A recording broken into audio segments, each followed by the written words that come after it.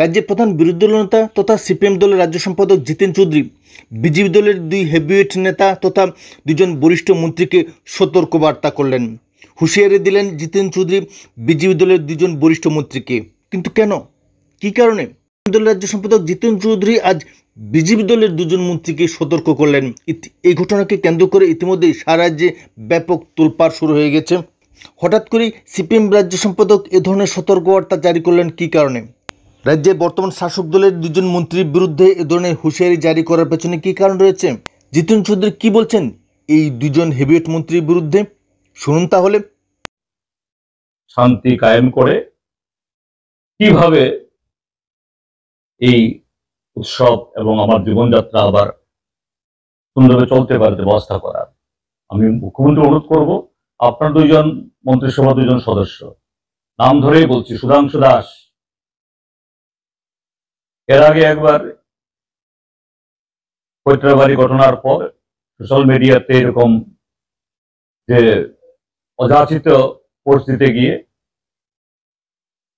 সারা ত্রিপুরার মানুষের কাছে বর্ষিত হওয়ার পরও এই ভদ্রলোকের ভিন্নমাত্র শিক্ষা নেই।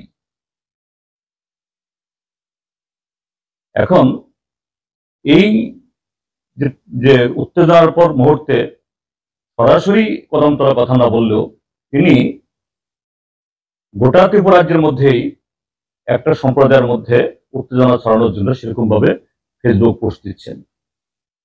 আর একজন মন্ত্রী টিঙ্কু রায় একই কায়দায় তিনিও সুধাংশু দাসের সাথে এই পথে কে কার চাইতে বেশি জনগণকে উস্কে দিতে পারে এই প্রতিযোগিতায় নেমেছেন। আমি খুব হাত জোর করে করজোর করে বলতে চাই মাননীয় মুখ্যমন্ত্রীর কাছে, তাদের দলের সভাপতির কাছেও, আপনাদের এই সদস্যদের মুখ বন্ধ করান একটু। আপনারা সরকার চালাচ্ছেন,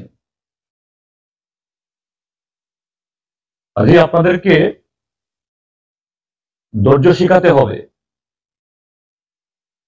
আপনাদেরকে শান্তি আনার জন্য সামনে গিয়ে দাঁড়াতে হবে, না দাঁড়িয়ে উল্টো আপনারাই সেই শান্তি ভগ্ন করার এই হাতিয়ার হিসেবে পরিণত হবেন না। জনগণ মাফ করবে না।